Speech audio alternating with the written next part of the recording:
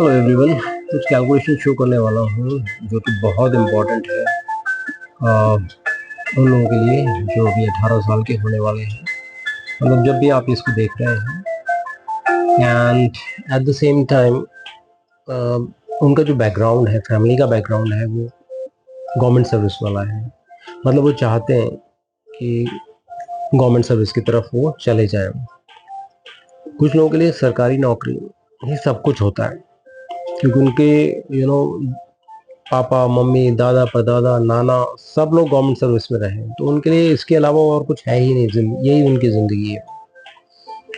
तो लेकिन कुछ लोगों के लिए बिजनेस होता है, किसी के लिए छोटा बिजनेस होता है, किसी के लिए बड़ी कंपनी खोलनी होती है।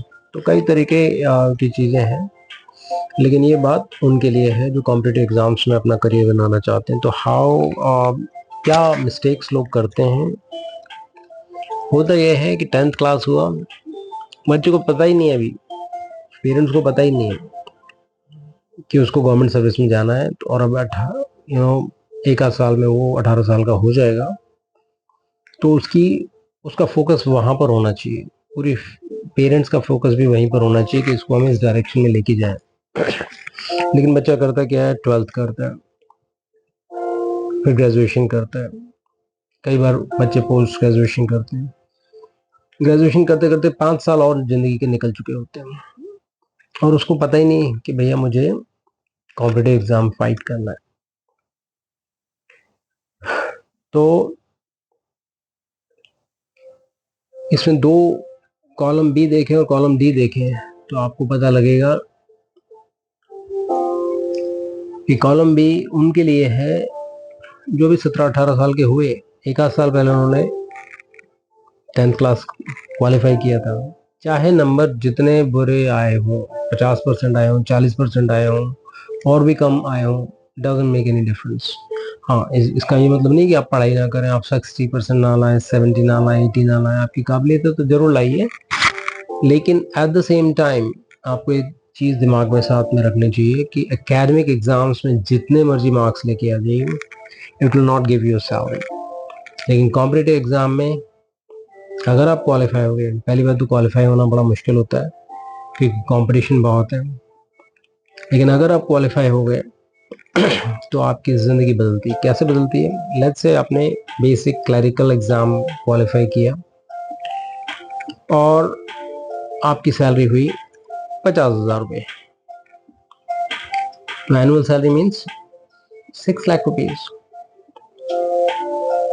और 5 इयर्स की काउंट करें तो इट्स 30 लाख रुपीज़।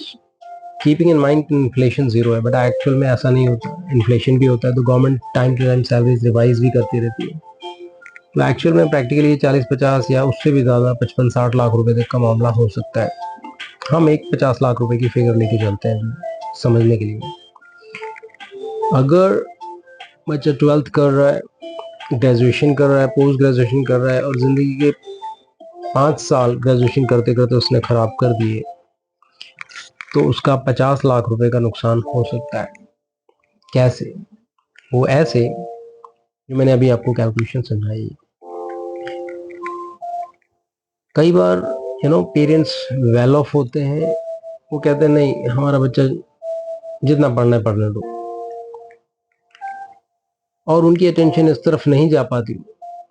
कई बार बच्चे बहुत ब्रिलियंट होते हैं एकेडमिक्स में, लेकिन कॉम्पिटिटिव एग्जाम्स की क्योंकि तैयारी ही नहीं की, कभी पढ़ाई ही नहीं की, और जब वो करने लगे तो जिंदगी का बहुत बड़ा टाइम उनके हाथों से निकल गया, एनर्जी निकल गई, और फिर वो बेसिक छोटा सा एग्जाम क्वालिफाई नहीं कर पाते। वो कहने के लिए छोटा होता है, लेकिन वो बहुत बड़ा है। इसीलिए आपने देखा होगा कि क्लरिकल लेवल जॉब्स के लिए पीएचडी होल्डर्स भी, पोस्ट ग्रेजुएट्स भी लाइन लगा के खड़े होते हैं, यानी कि वो कोशिश करते हैं, भगवान से प्रार्थना करते हैं कि हमारा कुछ हो जाए इस एग्ज़ाम में, हम आगे बढ़ जाए लाइफ में।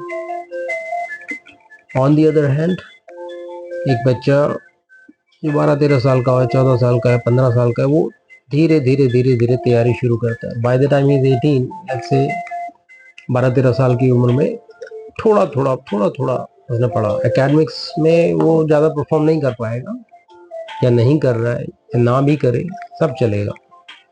लेकिन बाय द टाइम इज 18 उसने बेसिक क्लैरिकल लेवल का एग्ज़ाम क्वालिफाई किया और ये 50 लाख रुपए अपनी जेब में ले गया in the form of 50,000 rupees month salary. तो पूरी दुनिया चेंज हो जाती है। और उसके बाद ऐसा नहीं है कि वो बच्चा आगे नहीं बढ़ेगा। इंटरनल एग्ज़ाम्स होते हैं, फिर वो फाइनेंशियली जब स्ट्रांग होता है तो फिर वो बड़े एग्ज़ाम्स के लिए ज़्यादा पैसा खर्च भी सकता है और क्वालिफाई भी कर जाता है। फिर बड़े बड़े एग्ज़ाम्स भी क्वालिफाई करता है internally. So this was the message. आपका एक शेयर किसी के ये बहुत वैल्यूबल हो सकता है, उसके 50 लाख रुपए की कैलकुलेशन समझ में आ सकती है। क्योंकि जब तक नंबर्स समझ में नहीं आते ना दोस्त, लोग काम नहीं करते, कोई काम नहीं करता। तो नंबर समझना बहुत ज़रूरी है। तो अगर आप एक ऐसे पेरेंट है जो गवर्नमेंट सर्विस में, या आप चाहते हैं कि आपका बच्चा गवर्नमेंट सर्विस की तरफ जाए, या आप गवर्नमेंट सर्विस के लिए तैयारी कर रहे हैं, तो आपके लिए ये इन्फॉर्मेशन बहुत बहुत यूज़फुल है। Please share it with those who are needy for this kind of calculation. Thank you very much. Goodbye.